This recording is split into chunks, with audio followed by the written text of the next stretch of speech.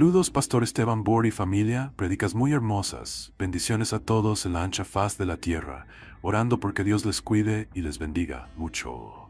Feliz tarde de Santo Sábado, desde Colombia, Santander. Gracias por sus impresionantes temas, Per Esteban. Por favor, dame la página donde encontrar esta guía. Gracias. Bendiciones. Pastor Bor, es cuando uno se baña, está limpio, pero el baño queda sucio. Y Jesús, por amor a la raza humana, quedas limpio por Jesús. Palabras muy interesantes. Jesús quería cruzar unas aldeas samaritanas y mandó un pedido a esas aldeas para poder pasar por ellas, y ellos dijeron: no queremos que pases por nuestras aldeas. Esto enardeció a Santiago y a Juan. Y fíjense lo que dice Lucas 9, 52 al 54. Y envió mensajeros delante de él, los cuales fueron y entraron en una aldea de los samaritanos para hacerle preparativos. Mas no le recibieron, porque su aspecto era como de ir a Jerusalén. Viendo esto, sus discípulos, Jacobo y Juan, dijeron: Señor, ¿quieres que mandemos que descienda fuego del cielo, como hizo Elías, y los consuma? Violentos. Y todos sabemos lo que hizo Pedro en el huerto de Getsemaní. Sacó la espada y le cortó la oreja al criado del sacerdote. Créanme, no estaba tirando a cortarle la oreja, le quería cortar la cabeza, pero le falló la puntería, porque era pescador y no soldado. Esa es mi propia inspiración. Así que eran violentos. Querían que Jesús estableciera su reino por la violencia. Además de eso, servían a Jesús por la recompensa. Noten lo que dice en Mateo 19, 27. Después que el joven rico viene a Jesús y se va triste porque tenía muchas posesiones, encontramos que Jesús dijo: difícilmente entran los ricos al reino de los cielos. A lo cual el apóstol Pedro dijo en Mateo 19, 27: he aquí, nosotros lo hemos dejado todo y te hemos seguido. ¿Qué pues tendremos? Eran mercenarios, servían a Jesús por recompensa. Además de eso, estaban siempre preocupados por su propia dignidad y reputación. Cuando Jesús le dijo a Pedro: te voy a lavar los pies, Pedro piensa: ¿cómo es que el maestro dice que va a lavar los pies de sus discípulos? Eso es insólito. Y dijo: nunca me lavarás los pies. Además de eso, todo el tiempo estaban peleando sobre quién iba a ser el mayor en el reino de los cielos. Todos querían ser el número uno. En el último viaje de Jesús a Jerusalén, encontramos que venían los discípulos peleando uno con el otro. Vamos a Marcos 9 y el versículo 33 y 34, a donde se encuentra el relato de cuál es la actitud de los discípulos en el último viaje de Jesús a Jerusalén. Marcos 9, 33 y 34 dice: y llegó a Capernaum, y cuando estuvo en casa les preguntó, Jesús le pregunta a los discípulos: ¿qué disputabais entre vosotros en el camino? Mas ellos callaron, porque en el camino habían disputado entre sí quién había de ser el mayor. Y ustedes conocen lo que la mamá de Santiago y Juan le pidió a Jesús. Y el Espíritu de Profecía dice que fueron ellos los que le pidieron a la mamá que hablara con Jesús. Noten lo que dice Mateo 20, el versículo 20 y 21, y luego el versículo 24. Mateo 20, 20, 21 y 24. Dice: entonces se le acercó a la madre de los hijos de Zebedeo con sus hijos, postrándose ante él y pidiéndole algo. Él le dijo: ¿qué quieres? Ella le dijo: ordena que en tu reino se sienten estos dos hijos míos, el uno a tu derecha y el otro a tu izquierda. Y ahora fíjense la respuesta de los otros. Cuando los 10 oyeron esto, se enojaron contra los dos hermanos. ¿Qué creen ellos? ¿Que son mejores que nosotros? Esa es la forma de pensar y actuar los discípulos. Además de eso, eran unos cobardes. Noten lo que dice Marcos 14:50 en el huerto de Getsemaní. Cuando viene la guardia del templo para arrestar a Jesús, fíjense, todos se volaron de allí. Dice en Marcos 14:50, entonces todos los discípulos, dejándole, huyeron. Y todos sabemos lo que hizo Pedro cuando Jesús ya estaba ante el tribunal de Pilato. Dice la Biblia que negó Pedro a Jesús 3 veces, y la última vez que negó a Jesús lo hizo con palabras profanas. Ahora escuchen bien, el pecado de Pedro fue mucho más grande que sencillamente no querer ser asociado con Jesús por temor a que lo iban a matar a él también. En realidad el Espíritu de Profecía nos dice que Pedro estaba avergonzado de que se le asociara con Jesús, porque Jesús no había resultado ser el Mesías que él esperaba. Dice en Marcos 14:71, entonces él comenzó a maldecir y a jurar: no conozco a este hombre de quien habláis. ¿Cómo les parece este grupo? ¿Quién podía unir a este grupo? Simón el celote. Los celotes era una secta judía violenta, cuyo propósito era usar la violencia para derrocar al gobierno romano con las armas. Jesús tenía un discípulo que era guerrillero. Además estaba Judas, el administrador perspicaz, el que tenía un elevado concepto de sí mismo y consideraba que los otros discípulos eran unos ignorantes. Estaba Mateo, quien estaba interesado en ganar dinero, el cobrador de impuestos, que cobraba más de la cuenta. Estaban Santiago y Juan, hijos del trueno, violentos. Pedro, el bocón, el traicionero, el violento, el mal hablado, cuya lengua se ponía en cuarta antes de que el cerebro estuviera en primera. Y luego estaba Tomás, el filósofo que todo lo dudaba. Ver es creer. ¿Quién podía unir a este grupo de personas? Jesús sabía las divisiones que existían entre ellos. Así que el Señor Jesucristo, en camino al Getsemaní, elevó en Juan 17 una oración a su Padre. Y en esa oración, la pasión de Jesús era que el Padre uniera a los discípulos, que estaban discordes, divididos, peleando uno con otros, queriendo el mejor puesto, queriendo sacar ventaja de seguir a Jesús.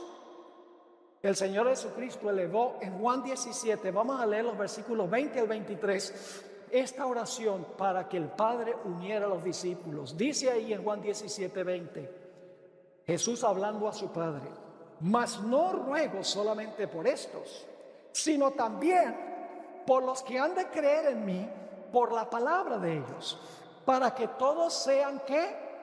Uno, como tú, oh Padre, en mí y yo en ti, y que también ellos sean ¿qué? Uno en nosotros, para que el mundo crea que tú me enviaste. La gloria que me diste yo les he dado para que sean, otra vez repite la misma palabra, para que sean uno, así como nosotros somos uno, yo en ellos y tú en mí, para que sean perfectos en unidad, para que el mundo conozca que tú me enviaste y que los has amado a ellos como también a mí me has amado. La pasión de Jesús era unir a todos estos individuos radicalmente distintos, divididos entre ellos. Ahora vamos a los 10 días antes del derramamiento del Espíritu Santo en el día del Pentecostés. Este es el segundo punto que queremos estudiar, y es la espera activa de los discípulos. Y ustedes dicen, ¿cómo que una espera activa? ¿Saben ustedes que antes de los discípulos ir a trabajar tenían que esperar? Pero no estaban esperando ahí sentados nada más. Era una espera donde estaban haciendo algo mientras estaban esperando. En Mateo 28, 18 al 20, encontramos que Jesús, inmediatamente antes de su ascensión, dijo que el Padre le había dado toda potestad o todo poder a él en el cielo y en la tierra. Dice Mateo 28, 18, y Jesús se acercó y les habló diciendo: toda potestad, es decir, todo poder me es dado en el cielo y en la tierra. Por tanto, es decir, como he recibido el poder, dice Jesús, por tanto, id y haced discípulos a todas las naciones, bautizándolos en el nombre del Padre, del Hijo y del Espíritu Santo, enseñándoles que guarden todas las cosas que os he mandado. Y he aquí, yo estoy con vosotros todos los días hasta el fin del mundo. Amén. Así que Jesús dice, yo he recibido como resultado de mi muerte y mi resurrección, mi victoria, he recibido todo poder de mi Padre en el cielo y en la tierra. Pero todavía ese poder no había sido derramado sobre los discípulos.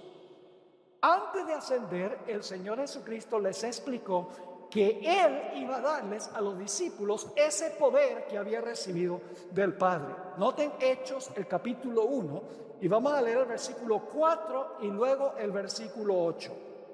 Dice en el versículo 4, y estando juntos los discípulos, les mandó que no se fueran de Jerusalén, sino que esperasen, esta es la espera activa, esperasen la promesa del Padre, la cual les dijo, oísteis de mí.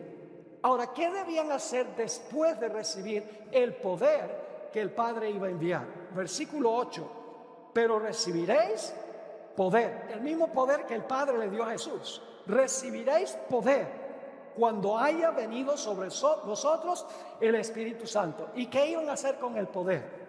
Y me seréis, ¿qué? Testigos en Jerusalén, en toda Judea, en Samaria y hasta lo último de la tierra. Mientras esperaban, tenían que prepararse para recibir el poder que Jesús había recibido del Padre. Ahora, hay un detalle muy interesante, y es que antes que Cristo derramara sobre los discípulos el Espíritu Santo, ya Cristo les había dado el Espíritu Santo a los discípulos. Y ustedes dicen, ¿cómo es eso?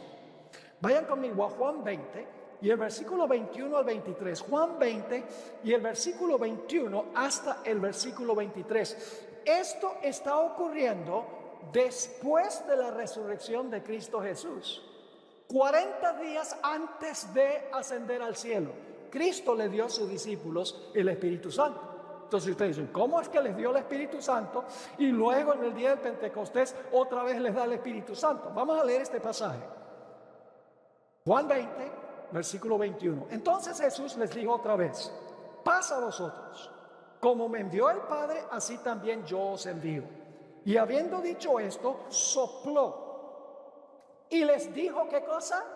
Recibid el Espíritu Santo. Y luego les dice algo que la gente interpreta mal. A quienes remitiereis los pecados, les son remitidos. En realidad, el verbo en griego no dice el verbo, les son remitidos, sino que dice, les han sido remitidos. Es un perfecto. Es decir, una traducción correcta es, a quienes remitieren los pecados, les han sido remitidos. Y a quienes le retuviereis los pecados, les han sido retenidos. Ahora, ¿qué quiere decir esto? ¿Y por qué dio Dios, Jesús, el Espíritu Santo en este momento? Porque hasta este momento los discípulos habían estado llenos del yo. El propósito de recibir el Espíritu Santo aquí era para vaciarlos del yo, porque Dios no podía llenar lo que ya estaba lleno. Les dio el Espíritu Santo, sopló sobre ellos para lograr vaciarlos del yo, para que luego en el día del Pentecostés pudiese llenarlos del Espíritu Santo. Ahora, ¿qué significa esto? Que a quienes remitir significa perdonar. A quienes remitieren los pecados, les han sido remitidos. No es que los discípulos tenían poder para perdonar pecados, sino que ellos podían decirle a una persona, por ejemplo, que respondía a un sermón y decía, yo creo en Jesucristo como Salvador personal, y esa persona se bautiza, el apóstol podía decir, tus pecados han sido perdonados. Es decir, no son los apóstoles los que están perdonando, sino a base de la respuesta de la persona les están diciendo, Cristo Jesús ha perdonado tus pecados. En otras palabras, era un perdón confirmativo, no un perdón declarativo. No podían declarar los perdonados, sino que podían decir, a base de su decisión, estaban confirmando de que habían sido perdonados.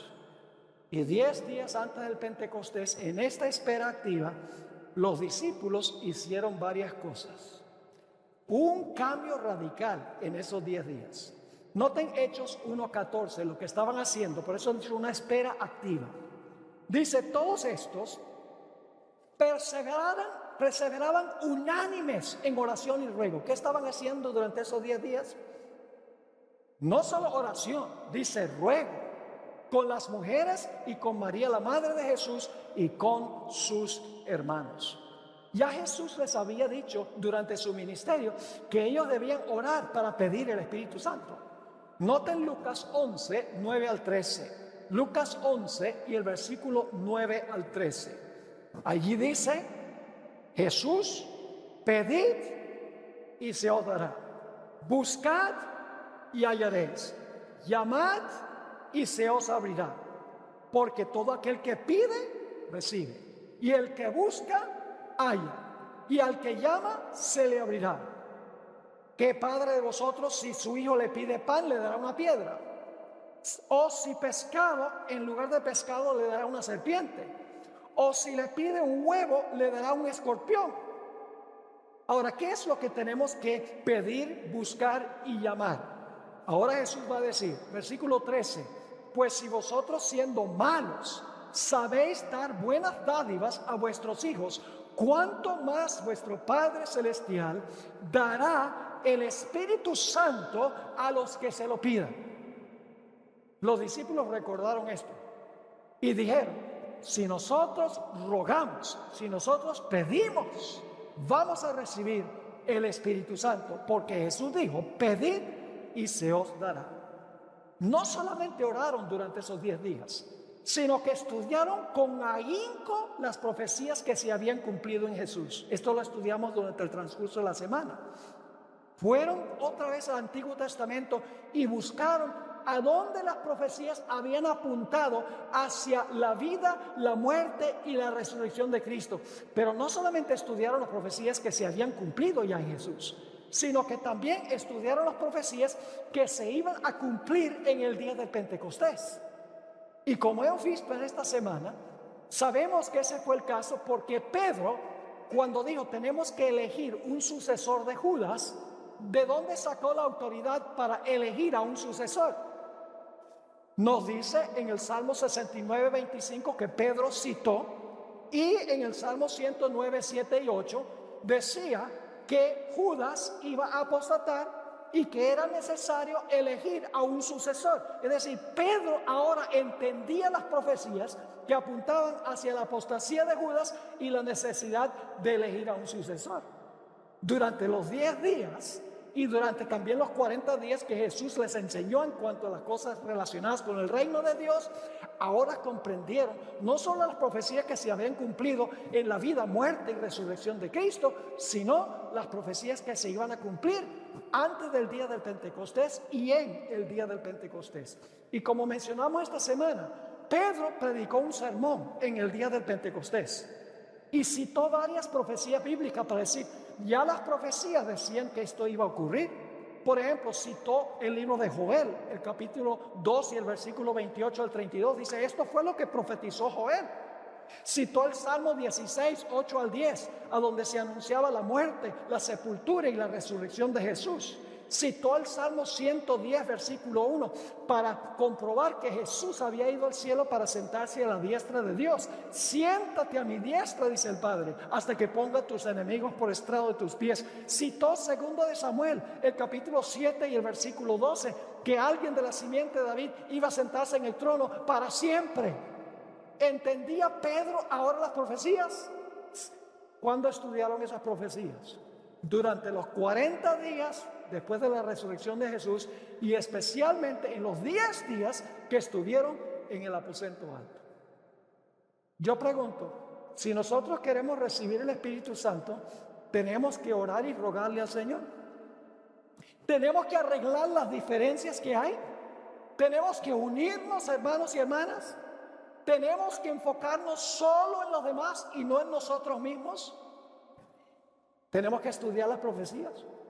Sí, tenemos que estudiar la palabra. Ahora, ¿qué sucedió como resultado de esto en el aposento alto? Hechos 2:1 nos dice Cuando llegó el día del Pentecostés, estaban todos unánimes juntos. ¿Se contestó la oración de Jesús a su Padre en Juan 17? Sí, todos unánimes juntos. Hermanos y hermanas, qué cambio tan radical. En los 40 días que Jesús pasó con ellos, y especialmente en los 10 días en su espera activa, un cambio radical. Un cambio, podríamos decir, revolucionario. Ahora su enfoque no es en ellos, el enfoque es en Cristo y la necesidad de proclamar el mensaje. Vamos a leer algunos textos de Hechos. Hechos 2:42. Y perseveraban en la doctrina de los apóstoles, en la comunión unos con otros. Es la palabra koinonía. En la comunión unos con otros, en el partimiento de pan y en las oraciones. Ahora se reunían para comer en las casas. Ya no había discordia. Dice que perseveraban en la doctrina de los apóstoles. Sí, era importante las doctrinas. Y dice que oraban fervientemente. Noten lo que dice en Hechos 2, 46 y 47. Fíjense qué gozo y alegría tenían ahora. Dice, y perseverando unánimes cada día en el templo y partiendo el pan en las casas. Es decir, tenía camaradería ahora. Comían juntos. ¿Y qué actitud tenían? ¿Con qué? Con alegría y sencillez de corazón, alabando a Dios y teniendo favor con todo el pueblo. ¿Y cuál fue el resultado? Y el Señor añadía cada día a la iglesia los que habían de ser salvos. ¿Y saben lo que hacían con sus propiedades? Antes estaban preocupados de cuánto voy a recibir yo por seguir a Jesús. Pero nos dicen Hechos 2:45 que durante esos 10 días y después vendían sus propiedades y sus bienes y los repartían a todos según su necesidad. Esa fue la espera activa. No se sentaron nada más con los brazos cruzados. Señor, derrama tu espíritu. Estaban orando, estaban estudiando, poniendo sus recursos a disposición de la obra. Una espera activa para recibir el poder. Y ahora llegamos al tercer paso. Ahora estaban listos para recibir ¿qué cosa? El poder del Espíritu Santo. Se relata en Hechos, el capítulo 2 y el versículo 1 al 4. Hechos 2, 1 al 4. Cuando llegó el día del Pentecostés, estaban todos unánimes juntos. Y de repente vino del cielo un estruendo como de un viento recio que soplaba, el cual llenó toda la casa donde estaban sentados. Y se les aparecieron lenguas repartidas como de fuego, asentándose sobre cada uno de ellos. Y todos fueron, ¿qué cosa? Llenos del Espíritu Santo. Y comenzaron a hablar en otras lenguas según el Espíritu les daba que hablasen.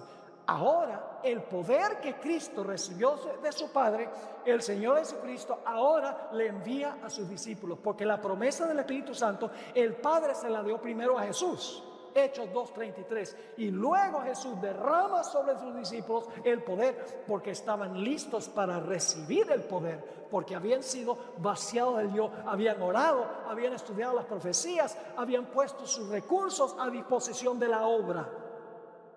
Y como resultado de recibir el poder del Espíritu Santo, ahora viene el punto número 4, predicaron con poder. Noten lo que dice en Hechos el capítulo 4 y el versículo 13. Y el contexto es que el Sanedrín ha llamado a los apóstoles y les ha prohibido que prediquen en el nombre de Jesús. Ahora no tienen miedo, ahora son valientes.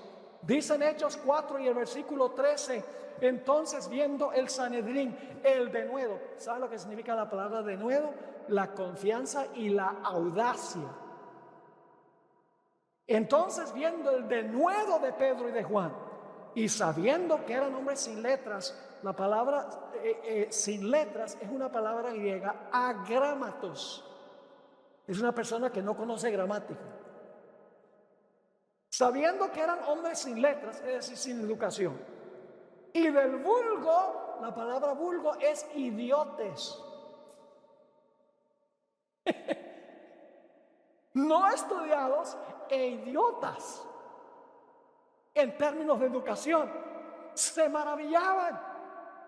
¿Por qué se maravillaban? Les reconocían que habían estado con Jesús. Ahí estaba la diferencia. Ese fue el cambio radical. Y cuando los líderes del Sanedrín les dijeron, ustedes no pueden predicar en el nombre de Jesús, en el versículo 19 y 20 dice, mas Pedro y Juan respondieron diciéndoles, juzgad si es justo delante de Dios obedecer a vosotros antes que a Dios, porque no podemos dejar de decir lo que hemos visto y lo que hemos oído. La única persona que proclama el mensaje es una persona que ha tenido la experiencia con el mensaje. ¿Tenían ellos alguna historia que contar? Habían pasado 3 años y medio con Jesús. Tenían mucho que contar. Si nosotros no queremos contarle a los demás, es probablemente porque no tenemos una relación personal con Jesús. Ahora quiero que noten en Hechos 4, 29 al 31, ahora encontramos que Pedro y Juan van a darle el informe a un grupo que está reunido. Y dice en Hechos 4, 29 al 31, y ahora, Señor, mira sus amenazas, están orándole a Dios en esta reunión, y concede a tus siervos que con todo que, de nuevo, con toda confianza y audacia, hablen tu palabra. Mientras extiendes tu mano para que se hagan sanidades y señales y prodigios mediante el nombre de tu santo Hijo Jesús. ¿Y qué pasó cuando oraron? Cuando hubieron orado, el lugar en que estaban congregados tembló y todos fueron llenos del Espíritu Santo y hablaron con denuedo, es decir, con confianza, con audacia, la palabra de Dios. Así que ahora con el poder están proclamando el mensaje de una forma poderosa. ¿Y cuál fue el resultado? Ahora vamos al punto número 5. ¿Cuál fue el resultado de la predicación poderosa con el poder del Espíritu Santo? Voy a leer algunos versículos. Hechos 1:15 dice que la iglesia comenzó con 120 en el aposento alto. Dice en Hechos 1:15, en aquellos días Pedro se levantó en medio de los hermanos y los reunidos eran como 120 en número. Así comenzó la iglesia. Pero en Hechos 2, 41 y 42, después de un sermón de Pedro en el día del Pentecostés, nos dice lo siguiente: así que los que recibieron su palabra fueron bautizados. Esto es en el día del Pentecostés. Y se añadieron aquel día como 3,000 personas. Ahora hay 3,120. Y perseveraban en la doctrina de los apóstoles, en la comunión unos con otros, en el partimiento del pan y en las oraciones. Y unos pocos días después se agregan 5,000 más. Noten lo que dice Hechos, el capítulo 4 y el versículo 4. Pero muchos de los que habían oído la palabra creyeron, y el número de los varones era como 5,000. Y ya después en el libro de Hechos ya no habla de miles, sino que de multitudes. Noten Hechos, el capítulo 4 y el versículo 32. Y la multitud de los que habían creído era de un corazón y un alma, y ninguno decía ser suyo nada de lo que poseía, sino que tenían todas las cosas en común. Se usa la palabra multitud. En el capítulo 5 y el versículo 14 dice, y los que creían en el Señor aumentaban más. Gran número así de hombres como de mujeres aumentaban como miembros de la iglesia. En Hechos 6 y el versículo 7 dice, y crecía la palabra del Señor, y el número de los discípulos se multiplicaba grandemente. Noten los superlativos, se multiplicaba grandemente en Jerusalén. Y fíjense, algunos también, muchos de los de los sacerdotes obedecían a la fe. Había conversiones entre los pastores de la época, por así decirlo. En Hechos 9:31, ahora no se multiplican sencillamente personas, se multiplican iglesias. Dice en Hechos 9:31, entonces las iglesias tenían paz por toda Judea, Galilea y Samaria, y eran edificadas andando en el temor del Señor, y se acrecentaban fortalecidas por el Espíritu Santo. En Hechos 14 y el versículo 1 habla de una gran multitud que creyó en la ciudad de Iconio. Dice, aconteció en Iconio que entraron juntos en la sinagoga de los judíos y hablaron de tal manera que creyó una multitud de judíos y asimismo de griegos. En Hechos 21 y el versículo 20, nuevamente noten los superlativos. Cuando ellos lo oyeron, glorificaron a Dios y le dijeron, ya ves, hermanos, cuántos millares de judíos hay que han creído y todos son celosos por la ley. ¿Cuál fue el resultado de predicar con el poder del Espíritu Santo por haber cumplido las condiciones? Un sinnúmero de personas que no conocían antes a Jesús, inclusive líderes de la religión que había apostatado, ingresaron a las filas del Señor. Elena White escribió en el libro Hechos de los Apóstoles, página 39, estas palabras. ¿Cuál fue el resultado del derramamiento del Espíritu en el día del Pentecostés? Aquí viene la respuesta. Las alegres nuevas de un Salvador resucitado fueron llevadas a las más alejadas partes del mundo habitado. Mientras los discípulos proclamaban el mensaje de la gracia redentora, los corazones se entregaban al poder de su mensaje. La iglesia veía afluir a ella conversos de todas las direcciones. Los apóstatas se reconvertían. Entonces, no solamente multitudes de personas que no habían creído antes, ahora ingresan a la iglesia, sino que dice, los apóstatas se reconvertían. Los pecadores se unían con los creyentes en busca de la perla de gran precio. Algunos de los que habían sido, escuchen esto, los más encarnizados oponentes del evangelio, llegaron a ser sus campeones, entre los cuales estaba Saulo de Tarso. El resultado de recibir el poder del Espíritu Santo por haber cumplido las condiciones. Y ahora vamos al punto número 6. ¿Qué pasó cuando se predicó con poder? Miles y miles salieron del paganismo para ingresar a las filas del Señor. Y como resultado, Satanás perdió miles de súbditos que antes eran de él. Y ahora Satanás, por eso, y este es el punto número 7, va a levantar contra los que están proclamando el mensaje. ¿Qué cosa? Persecución. Noten lo que dice Juan 15 y el versículo 19. Juan 15, 19. ¿Por qué eran perseguidos los apóstoles y los que predicaban el evangelio? Dice en Juan 15, 19. Jesús está hablando a sus discípulos. Si fuerais del mundo, el mundo amaría lo suyo. Es decir, si tú eres un mundano, el mundo te va a amar, es lo que Jesús está diciendo. Pero porque no sois del mundo, antes yo os elegí del mundo, por eso el mundo os ¿qué? Os aborrece. Y yo me voy a adelantar al último punto que vamos a estudiar hoy. ¿Por qué la iglesia hoy no padece persecución? Algunos dicen, porque todavía no ha venido la ley dominical. Yo podría haber predicado mucho de profecía aquí, de la ley dominical y el tiempo de angustia y todo, pero si no estamos preparados para eso. Y usted sabe que yo hablo de todo eso. Y predico sobre eso y enseño sobre eso. Pero sin lo que estamos estudiando hoy, ¿de qué vale todo eso si no estamos listos para recibir la lluvia tardía y proclamar el mensaje de Dios con poder? Piense lo que comentó Elena G. de White de por qué se levantó la persecución contra aquellos que estaban proclamando el mensaje. Esto se encuentra en el libro Discurso Maestro de Jesucristo, la página 28. Está hablando primero de Jesús. ¿Por qué Jesús era aborrecido y perseguido?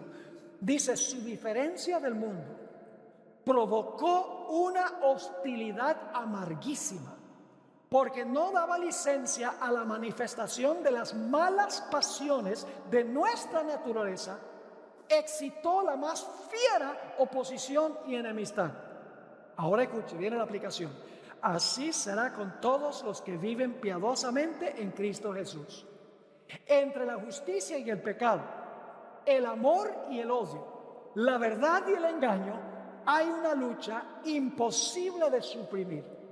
Cuando se presentan el amor de Cristo y la belleza de su santidad, ahora escuchen esto, se le restan súbditos al reino de Satanás. Y esto incita al príncipe del mal a resistir a los fieles. La persecución y el oprobio esperan, escuchen, la persecución y el oprobio esperan a quienes están dominados por el Espíritu de Cristo. El carácter de la persecución cambia con el transcurso del tiempo, pero el principio o espíritu fundamental es el mismo que dio a muerte a los elegidos de Dios desde los días de Abel. Satanás, como resultado de la predicación, como resultado de haber recibido el poder del Espíritu Santo, como resultado de haber cumplido las condiciones en el aposento alto, ahora está perdiendo muchedumbre de sus seguidores que están abandonando su ejército y se están uniendo al ejército de Jesús. Y Satanás dice, yo tengo que hacer algo con esto. Ese es el punto número 7. El punto número 6 es restarle los súbditos a Satanás. Ahora Satanás dice, yo tengo que acabar con esta gente. En el Conflicto de los Siglos, página 43, la hermana White explica cómo fue la persecución. No hay duda de que los cristianos primitivos fueron un pueblo peculiar. Su conducta intachable y su fe inquebrantable constituían un reproche continuo que turbaba la paz del pecador. Aunque pocos en número, escasos de bienes, sin posición ni títulos honoríficos, aterrorizaban a los obradores de maldad donde quiera que fueran conocidos su carácter y sus doctrinas. Por eso los odiaban los impíos, como Abel fue aborrecido por el impío Caín. Por el mismo motivo que tuvo Caín para matar a Abel, los que procuraban librarse de la influencia refrenadora del Espíritu Santo daban muerte a los hijos de Dios. Por ese mismo motivo los judíos habían rechazado y crucificado al Salvador. Es a saber, porque la pureza y la santidad del carácter de éste constituían una reprensión constante para su egoísmo y corrupción. Desde el tiempo de Cristo hasta hoy, sus verdaderos discípulos han despertado el odio y la oposición de los que siguen con deleite los senderos del mal. Quiero leerles también otra cita que encontramos en el libro Conflicto de los Siglos, página 38, a donde la sierva de Dios escribió lo siguiente: la historia de la iglesia primitiva atestigua que se cumplieron las palabras del Salvador. Los poderes, escuchen, los poderes de la tierra y el infierno se coligaron para atacar a Cristo en la persona de sus discípulos. El paganismo previó que de triunfar el evangelio, sus templos y sus altares serían derribados.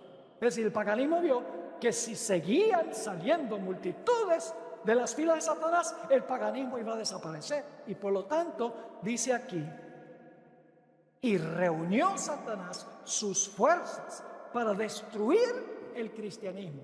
Se encendió el fuego de la persecución.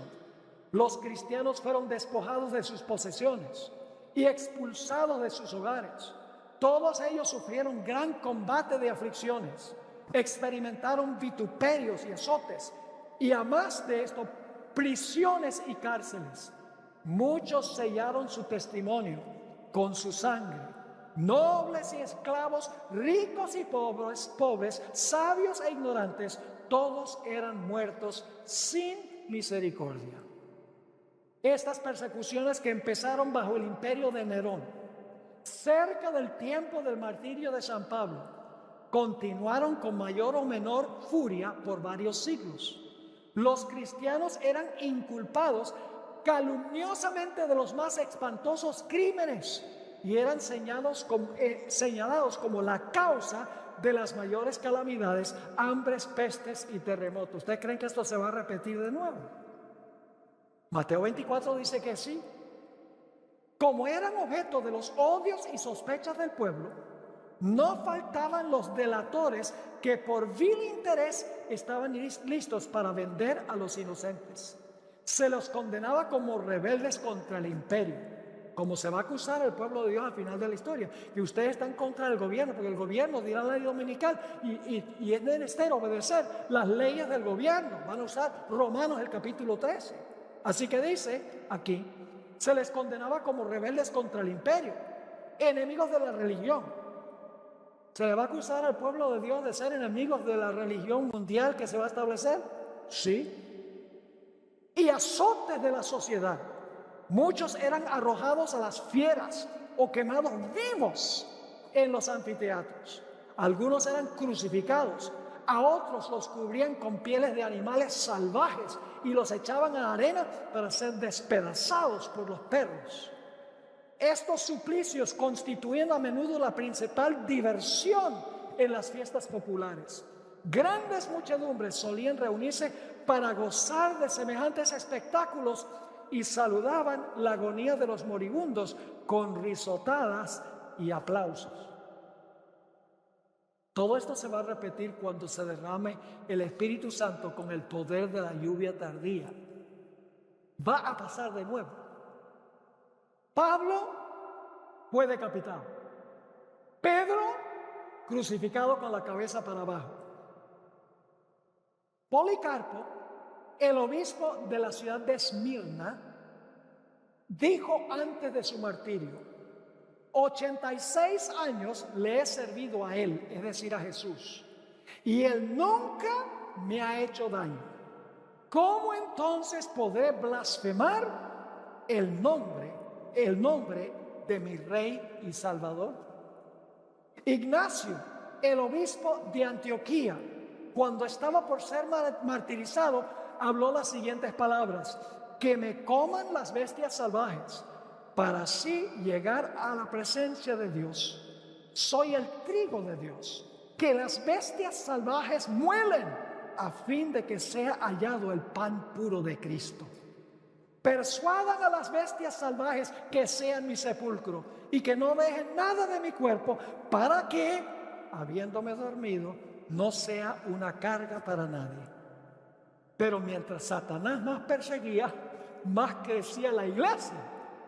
Tertuliano, uno de los padres de la iglesia, escribió lo siguiente: más somos cuanto derramáis más sangre, que la sangre de los cristianos es semilla. Mientras más cristianos martirizaban, más crecía la iglesia, porque la gente decía: pues si esta gente está dispuesto de morir por lo que creen, debe ser entonces que vale la pena vivir por lo que creen. Solo una persona que está dispuesto de morir por lo que cree, en realidad cree lo que vale. Ahora llegamos a nuestro último punto, la aplicación de todo lo que hemos estudiado. ¿Por qué la iglesia hoy no sufre persecución? Quiero leerles de 2 Timoteo 3:12 lo que escribió el apóstol Pablo. 2 Timoteo 3:12. Y también todos, ¿cuántos? Todos los que quieren, en realidad la palabra griega significa escoger. Todos los que ¿escojan qué? Vivir como piadosamente en Cristo Jesús, padecerán persecución. ¿Qué dice el apóstol Pablo? Todos los que escojan ¿qué? Vivir piamente en Cristo Jesús, padecerán persecución. Noten Juan 17:14. Jesús, hablando de sus discípulos, dijo: yo les he dado tu palabra. Está en la oración de Jesús en camino al Getsemaní. Yo les he dado tu palabra. Y el mundo los aborreció, porque no son del mundo, como tampoco yo soy del mundo. Cuando somos del mundo, el mundo no nos persigue porque somos iguales a ellos. Si vestimos igual que el mundo, comemos igual que el mundo, nos entretenemos igual que el mundo. Cuando hacemos de los héroes de Hollywood y los héroes de los deportes, lo más importante de nuestra vida, somos igualitos a los mundanos. Satanás no tiene nada que perseguir. Así que dice, yo les he dado tu palabra y el mundo los aborreció porque no son del mundo como tampoco yo soy del mundo. Santiago 4 y el versículo 4. Dice Santiago, oh almas adúlteras, ¿no sabéis que la amistad del mundo es qué cosa? Enemistad contra Dios. Cualquiera pues que quiera ser amigo del mundo se constituye enemigo de Dios. Primera de Juan 2, 15 al 17. Dice aquí el discípulo amado, no améis al mundo, ni las cosas que están en el mundo. Si alguno ama al mundo, el amor del Padre no está en él. Porque todo lo que hay en el mundo, los deseos de la carne, son los deseos internos que nos llevan a codiciar lo que no debemos. Los deseos de los ojos y la vanagloria de la vida no proviene del Padre, sino del mundo. Y luego dice, ¿por qué no debemos centrarnos en el mundo? Dice, y el mundo pasa y sus deseos, pero el que hace la voluntad de Dios permanece para siempre. Este mundo se va a desaparecer, se va a desvanecer. Todo lo que tenemos en este mundo se va a consumir. Pero, dice, el que hace la voluntad de Dios permanecerá para siempre. Hermanos y hermanas, un mundano es aquel que está más centrado en el aquí y ahora que en el mundo venidero. La ropa que vestimos, las casas a donde vivimos, los carros que manejamos, el entretenimiento en el cual participamos, el alimento que consumimos, cómo pasamos nuestro tiempo, cómo manejamos nuestro dinero, cómo usamos nuestras fuerzas, nos muestra si somos del mundo o si somos de Cristo. Porque por sus frutos los conoceréis. Yo pregunto, ¿tenemos tiempo para trabajar, jugar, ver televisión, ir de compras? ¿Y poco tiempo para estudiar la Biblia, orar, venir a la iglesia, asistir al culto de oración, testificar a otros? ¿Cuánto tiempo dedicamos a estas últimas cosas comparado con el tiempo que dedicamos a lo demás? La forma como dedicamos nuestro tiempo indica si nuestro enfoque es el aquí y ahora o el mundo del porvenir. Ahora quiero leerles una última cita del Espíritu de Profecía. Esta se encuentra en el Conflicto de los Siglos, página 45, una poderosa cita. Es en el capítulo donde la hermana White ha descrito por qué fueron perseguidos los primeros cristianos. Otro asunto hay, escribió ella, de más importancia aún, que debería llamar la atención de las iglesias en el día de hoy. Hay algo que debe llamar la atención de la iglesia hoy, escribe el Espíritu de Profecía. El apóstol Pablo declara que todos los que quieren vivir piamente, está citando el texto que leímos, todos los que quieren vivir piamente en Cristo Jesús, ¿qué cosa? Padecerán persecución. Y ahora hace la pregunta, ¿por qué entonces parece adormecida la persecución en nuestros días? ¿Por qué dice ella no hay persecución contra los fieles en estos días? Escuchen esto. El único motivo, ¿cuántos motivos hay? ¿Cuántas razones hay? Una razón. El único motivo es que la iglesia se ha conformado a las reglas del mundo y por lo tanto no despierta oposición. ¿Cuál es el problema? La iglesia se ha conformado a las reglas del mundo y por lo tanto no despierta oposición. Si nosotros estamos viviendo como mundanos, Satanás se preocupa. No, Satanás dice, yo no tengo ningún problema que esa persona esté en el mundo con las prioridades del mundo, porque ellos son míos. Pero cuando la gente se consagra a Dios, ora, estudia la palabra y pone sus bienes a disposición de la obra, Satanás se despierta y dice, esto no me conviene. Sigue escribiendo la sierva del Señor. La religión que se profesa hoy no tiene el carácter puro y santo que distinguiera a la fe cristiana en los días de Cristo y sus apóstoles.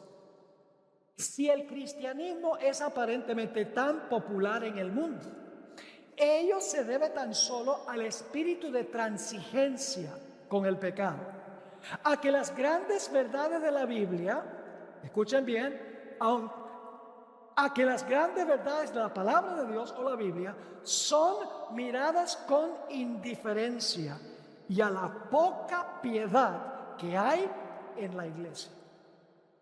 Y luego ella dice esto: revivan. Y esta tarde nuestro primer tema será sobre el reavivamiento y la reforma.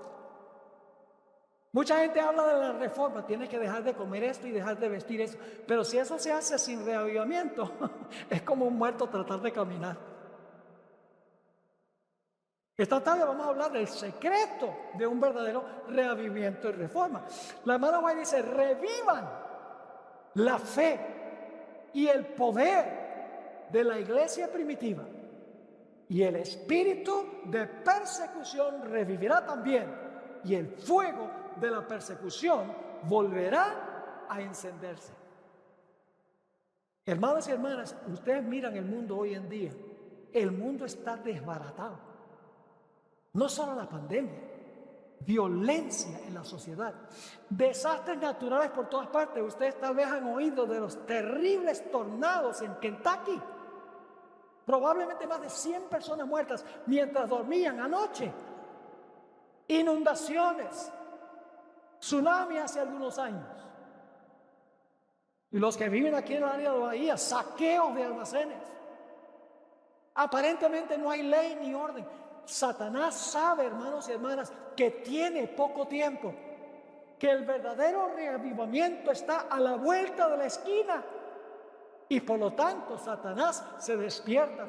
Y la hermana White dice, y esto lo vamos a notar en el tema de esta tarde, el primer tema: Satanás va a causar un falso reavivamiento en las iglesias cristianas, porque él sabe que el verdadero reavivamiento está a la vuelta de la esquina. Hermanos y hermanas, hemos estudiado lo que ocurrió en la primera iglesia, y Dios quiere que lo que ocurrió en la primera iglesia ocurra hoy también. Tenemos que ponernos serios con el Señor, mis hermanos y hermanas. Tenemos que saber y estar seguros de que este mundo no es nuestro hogar. Hace algunos años fui pastor en Wyoming. Cuando regresé de enseñar teología en Colombia, visité a una hermana que hace muchos años no había asistido a la iglesia, me contaron. Visité a todas las personas que eran miembros de la iglesia que no estaban asistiendo, y hablé con ella un poco y le dije: yo noto que usted está como miembro de la iglesia pero no asiste. ¿Por qué no asiste? Dice: porque una tarde en una reunión en la iglesia mostraron la película de martirio de Juan Hus. Y cuando yo vi eso me disgusté. Dije: ¿cómo un hombre tan santo Dios permite que lo quemen en la hoguera? No volví a la iglesia. No puedo creer en un Dios tal. Y la miré y le dije: usted se está quejando, pero Juan Hus no se quejó.